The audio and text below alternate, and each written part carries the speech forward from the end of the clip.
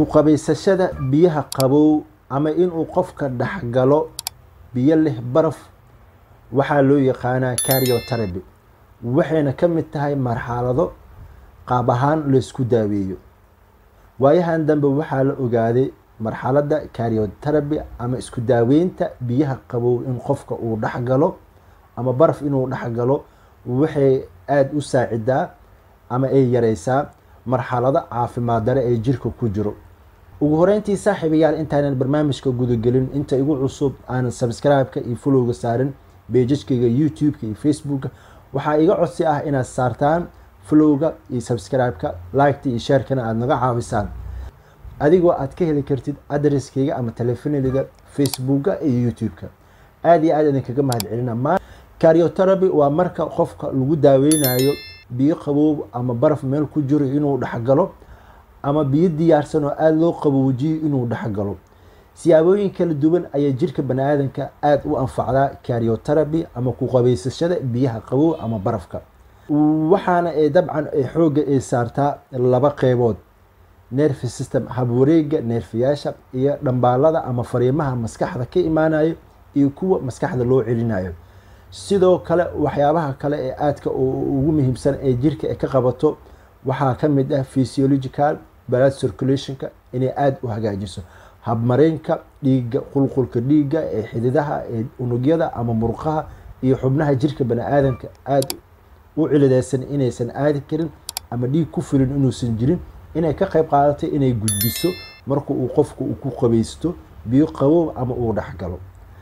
waxyaabaha ugu muhiimsan uu qofka uu dareemayo waxaa ka mid ah marka aan ka hadlan dhanka ee neerfaha ama xagga iyo dhimarka waxaa ka mid ah qofka haddii stress badan uu jiro, sidoo kale anxiety wax loo yaqaano ama naxdin badan ee jirto, sidoo kale hurdo la-aan badan hadday soo wajahday ama cudurrada depression-ka ee qofka haddii jeer dhamirka ka saameeya.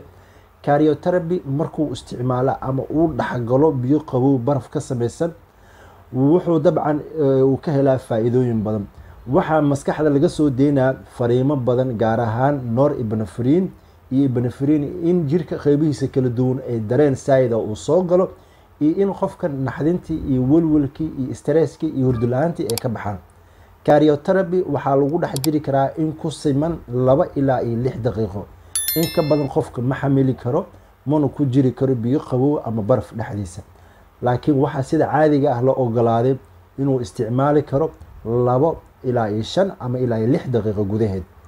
waxyaabaha kale ee qofka uu aadka ugu faa'iidayo cryotherapy waxaa ka mid ah in qofka isbedel uu ku keenayso circulatory system habwareega dhiigga. in qofka ay ku keenayso circulatory system marka uu culays uu ka haysto dhanka iyo xididaha iyo xubnaha sida kiliyaha iyo beerka, in dhiig badan ama dhiig badan oo oxygen ah aysan gaari karin inay ka qayb qaadato marka uu qofka uu dhaxgalo barkad biyo qabow ama baraf ku samaysan in beerka uu iska saarayo waxa loo yaqaan detoxification wixii sun ahaa ama waxyaabaha ku bata ee beerka dhex fariisto inuu jirka uu ka saarayo, taasoo uu marinayo dhanka iyo blood circulation-ka kana baxayaan dhanka iyo kiliyaha.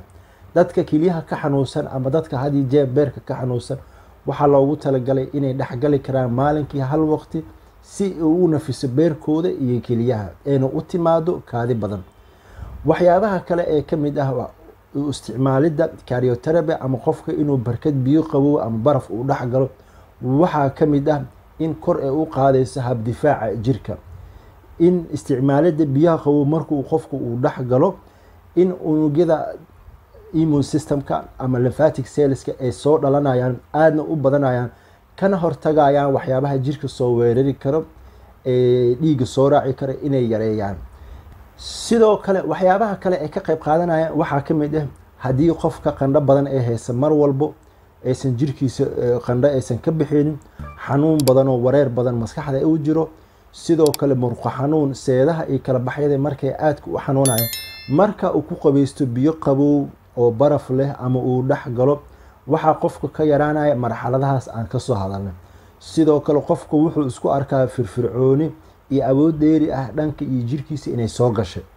sidoo kale biyaha qabowga waxay aad u anfacayaan dadka 12 saac aadka u shaqeeya shaqadooduna ay tahay culays badan inay qaadaan ama fadhi badan uu jiro iyo istaag, taasoo ka dhigan in habqulqulka dhiigga uu aada u yaraanayo jirka, gaar ahaan qeybaha hoose inaan dhiig badan kasoo noqonaynin. waxay ka qayb qaadanaysaa in ay sameeyaan recovery, inay dib u hagaajiyaan xididahaas aadka uu culayska noqda.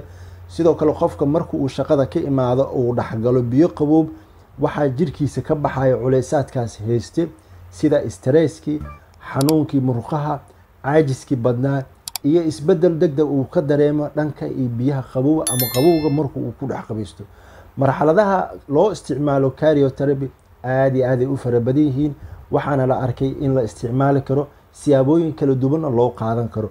siyaabaha loo isticmaalo waxaa ka mid ah cryotherapy inaad samaysatid meel barkad ah ama caag weyn aad ku shubtid baraf, taasoo aad dhexgeli kartid in ku siman 2 daqiiqo ilaa 5 daqiiqo inaad ku dhex jiri kartid.